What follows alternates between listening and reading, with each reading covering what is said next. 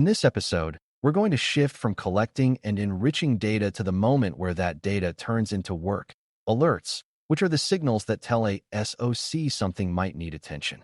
For beginners, alerts can seem like the whole point of monitoring, but the real goal is not to generate alerts.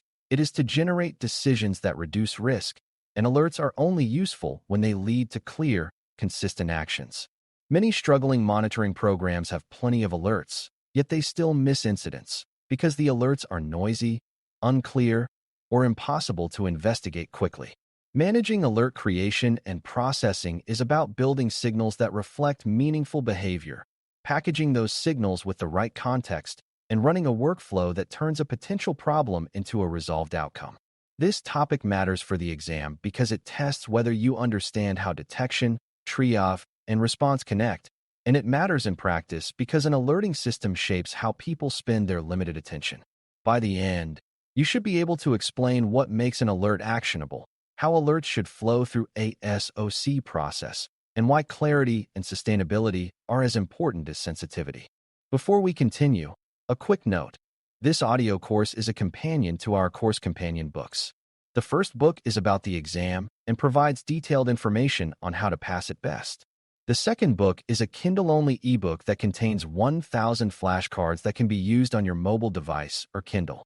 Check them both out at cyber.author.me in the Bare Metal Study Guide series.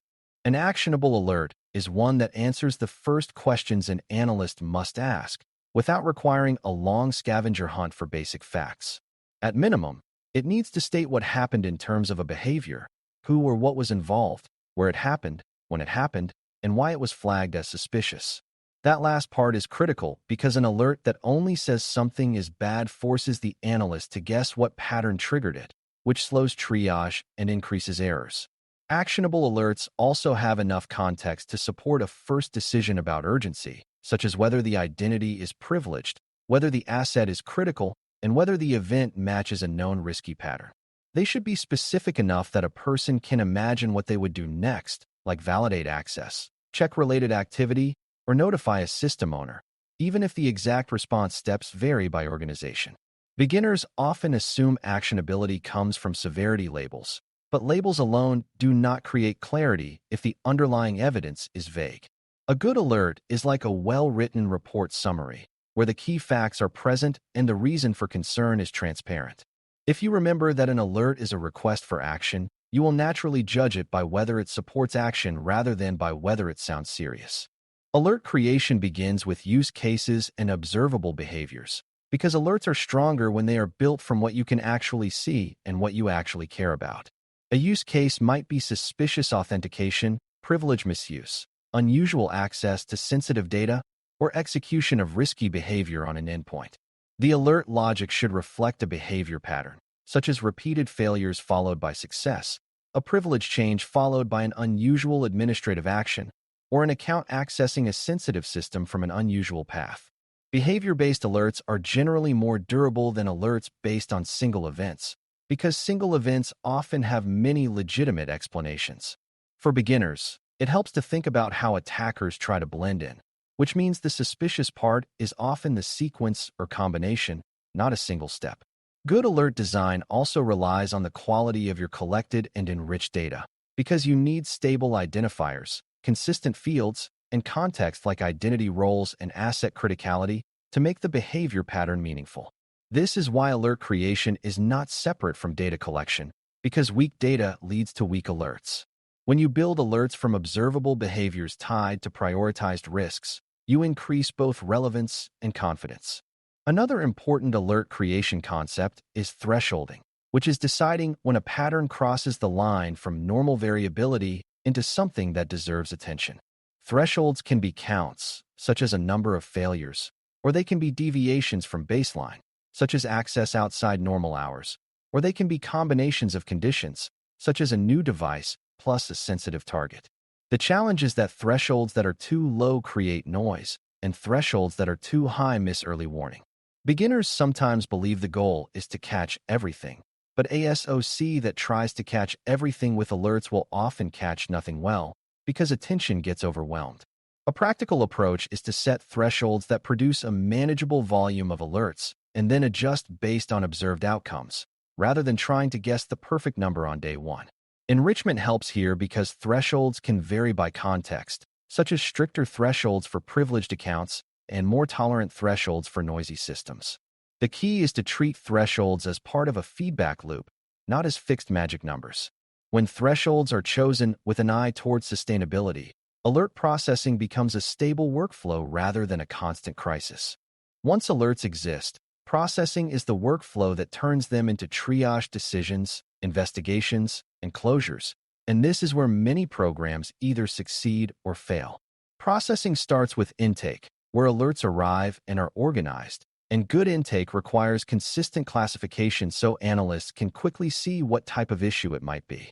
It continues with triage, which is the rapid assessment of whether the alert is likely to be true and how urgent it is, and triage depends heavily on context and clear alert descriptions. After triage comes investigation, where the analyst gathers supporting evidence, looks for related activity, and determines what actually happened. Then comes outcome handling, which might be escalation, containment coordination, documentation, or closure as a false positive or benign event. Processing also includes learning, because every handled alert should teach you something about detection quality, data gaps, or enrichment needs. For beginners, it is helpful to remember that processing is not just clicking through alerts. It is a decision pipeline, where each stage has a purpose and a stopping point. A healthy process prevents alerts from becoming an endless queue, because every alert must reach an outcome that is recorded and reviewed. Consistency is a major theme in alert processing because inconsistency creates waste and makes results hard to trust. If two analysts handle the same kind of alert in completely different ways, your program cannot reliably measure effectiveness or tune detections. Consistency comes from standard triage questions, consistent severity guidelines, and consistent documentation of what was checked and what was found. This does not mean robotic behavior, because it means having a shared baseline so that creativity and judgment are applied on top of a stable process rather than replacing it.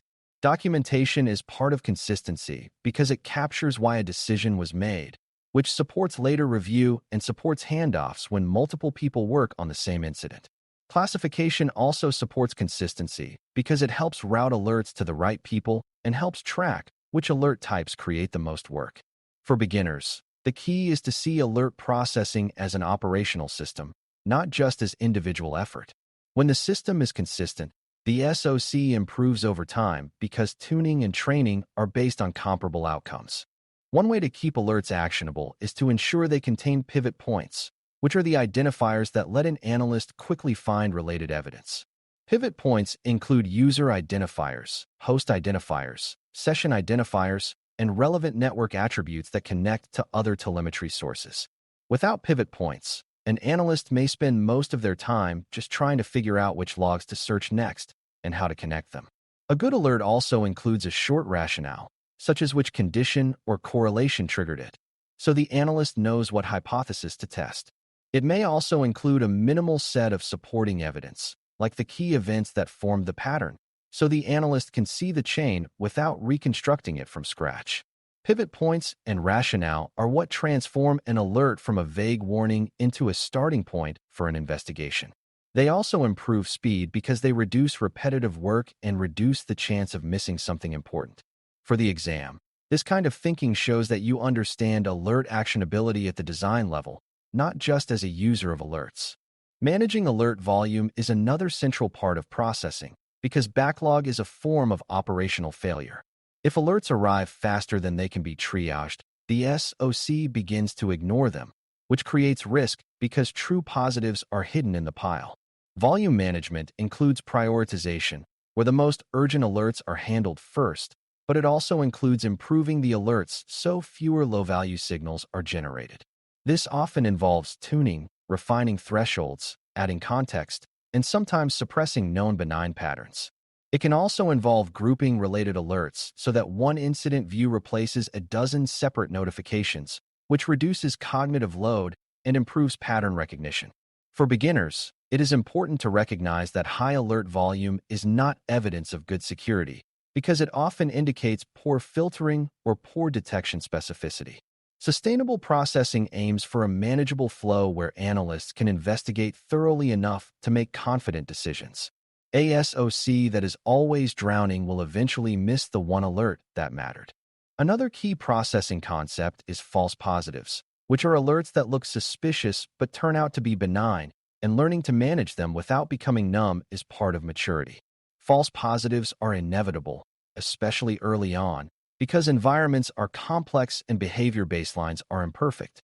The mistake is treating false positives as purely a nuisance rather than as information, because each false positive can reveal a gap in context, a misunderstanding of normal behavior, or an overly broad detection rule.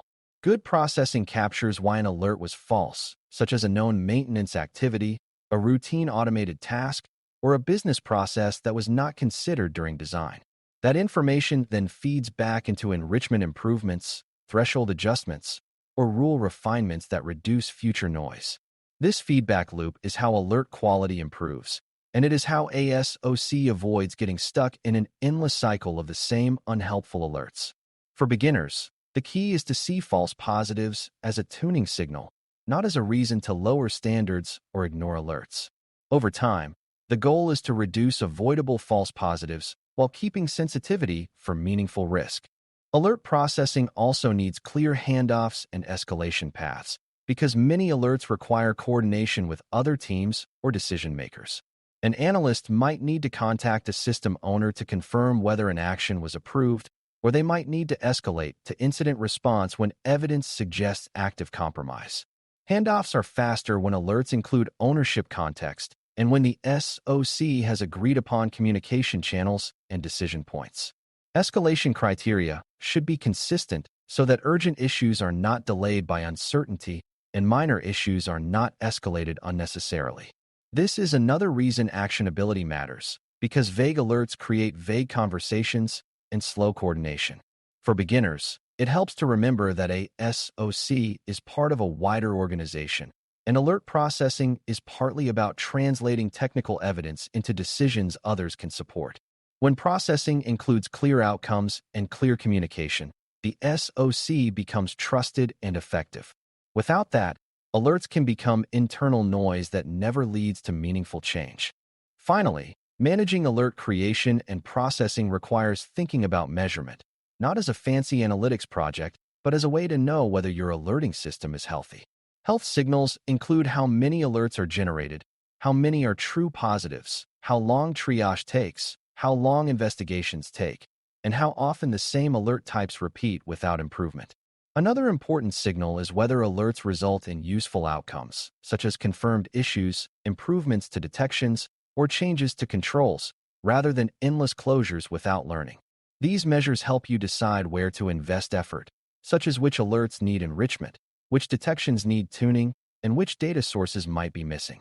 Measurement also helps prevent the SOC from optimizing for the wrong thing, like generating more alerts, instead of optimizing for faster, more accurate decisions. For the exam, being able to describe these health concepts shows that you understand alerting as an operational system. In practice, it is how you keep the alert pipeline sustainable as the environment evolves. As we wrap up, remember that alerts are only valuable when they are designed for action and processed through a consistent decision workflow. Actionable alerts clearly describe a behavior, include the key facts and pivot points, and explain why they were triggered, so analysts can quickly test a hypothesis rather than guessing. Good alert creation ties back to prioritized use cases and observable behaviors, uses thresholds that balance sensitivity with sustainability, and relies on strong data quality and enrichment for context. Good processing turns alerts into outcomes through intake, triage, investigation, escalation when needed, and closure with documentation and learning. Volume management and false positive handling are not side problems, because they determine whether the SOC stays functional or becomes buried. When you treat alerting as a system that must support human attention and decision-making, you build monitoring that actually reduces risk instead of just generating noise. That is the core idea to carry forward as we move into deeper alert design, prioritization, and tuning topics next. Thanks for listening. For more audio courses, daily newsletters, and more, please visit baremetalcyber.com.